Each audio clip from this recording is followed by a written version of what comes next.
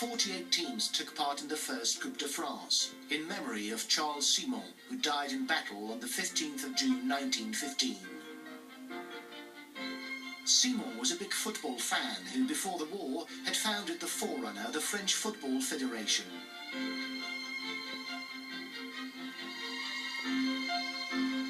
In his honour, the competition bore his name before becoming the Coupe de France.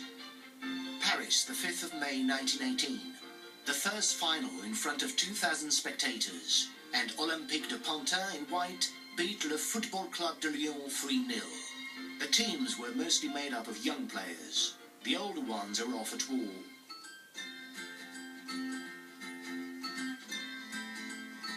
How many soldiers were aware that in 1917 in Paris there was an all-women football match between two teams from the Femina Sport Club?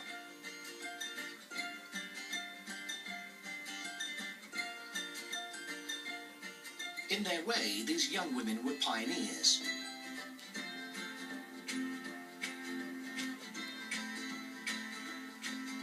There were obviously girls from good families whose brothers and cousins were off at the war.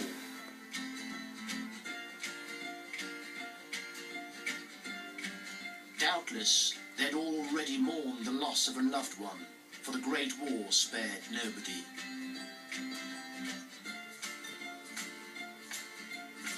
(1917 to 1918) saw the beginning of all-female competitions in athletics, football and cross-country.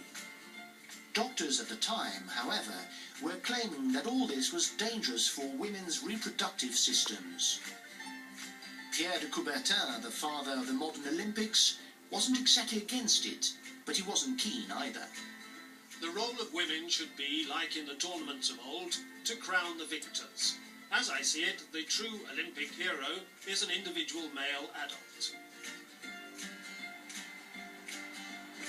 Right after the war, 1,200,000 spectators watched an all-women football game between a side selected from France's best players and an English side from Preston in the striped jerseys. Did the girls have a laugh at the Baron de Coubertin's expense? Who knows?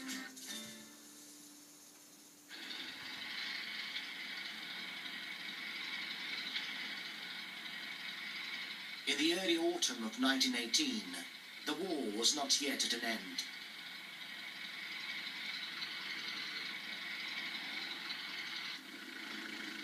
The aviator Roland Garros was an accomplished sportsman, a university cycling champion, rugby player and athlete. In 1913, he'd been the first to make an aerial crossing of the Mediterranean.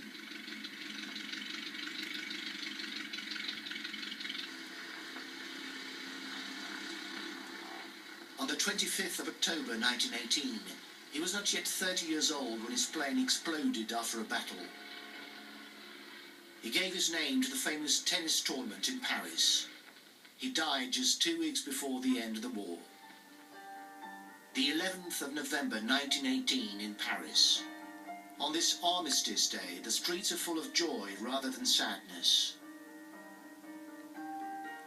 Later, all the tears will be shed for the 18 million dead, both civilian and military.